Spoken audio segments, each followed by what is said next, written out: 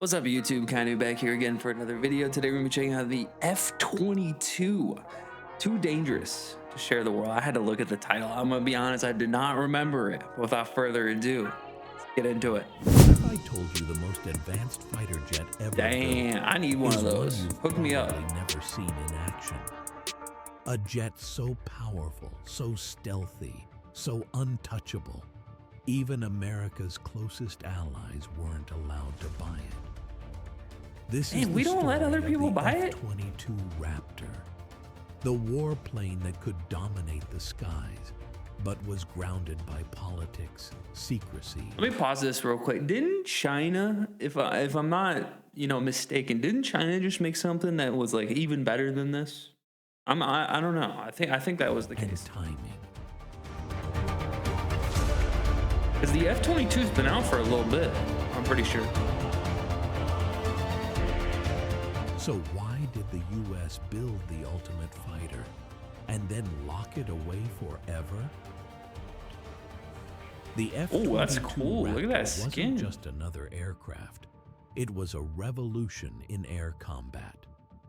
Designed to replace the legendary F-15 Eagle, the F-22 was the world's first true fifth-generation fighter, a lethal combination of stealth, speed, and maneuverability. It could supercruise, fly faster than the speed of sound without afterburners. Oh, buddy. It could outturn any jet in a dogfight with its thrust vectoring engines. And it could carry a deadly mix of air-to-air and precision ground weapons, all hidden within internal bays to maintain its invisible radar profile. Dude, it doesn't even make sense how that thing unrivaled, flies. Untouchable, and yet only 186 were ever built. None were exported. And today, the F-22 is fading into retirement. Because as incredible as the Raptor was in the skies, it became a political and strategic nightmare on the ground. Over the years, top allies like Israel, Japan, and Australia begged to buy the F-22. They saw its potential. They were willing to pay a premium. But every single request Damn, it looks like it's like shot literally down. floating. In 1998, Congress didn't just block sales. They passed a law making it illegal to sell the F-22 to anyone outside the United States. Here's where things get interesting. Unlike most U.S. military aircraft, the F-22 wasn't designed with foreign buyers in mind. It was too advanced, too secret. It carried next-level stealth technologies, sensitive radar systems, and production techniques the U.S. wasn't willing to share, not even with its closest friends. Why? Because the threat wasn't just on the battlefield, it was in cyberspace. China and Russia have been caught stealing American military secrets before. And in 2016, hackers got their hands on designs for the F-35, the C-130, and yes, even the F-22. Imagine Makes sense. exporting the Raptor, only to see its tech show up on a Chinese jet a few years later. The risks were simply too high, and the U.S. had been burned before. Iran still flies F-14, Tomcats bought before the revolution. Venezuela protects its airspace with American-made F-16s. Even China's J-10 fighter, it's believed to be based on tech that started in the U.S., passed through Israel, and ended up in Beijing. So when it came to the Raptor, Congress wasn't taking any chances. No exports, period. But here's the twist.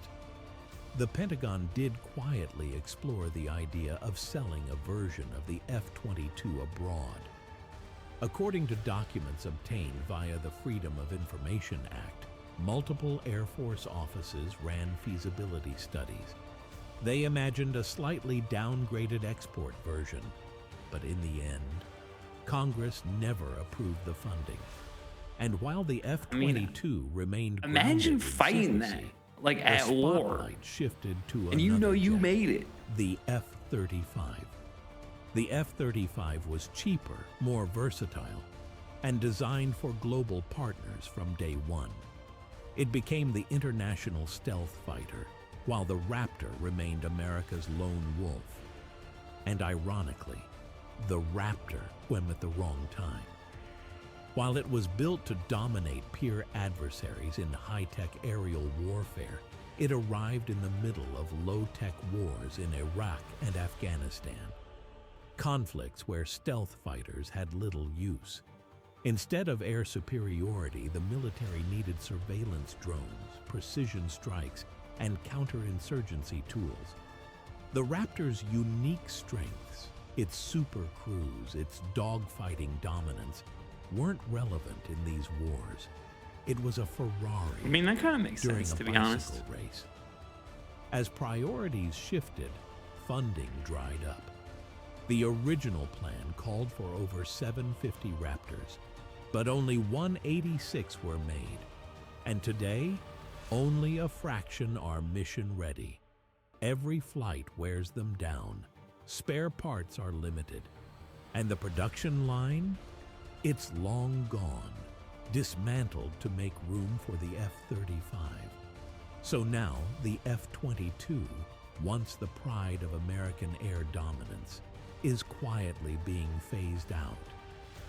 It's a strange legacy, a jet that could have ruled the skies for generations, but instead became a rare, restricted relic of a different era. It was too powerful to sell, too advanced to risk, and too early for the wars. Can you imagine if we never sold got to that thing? fight.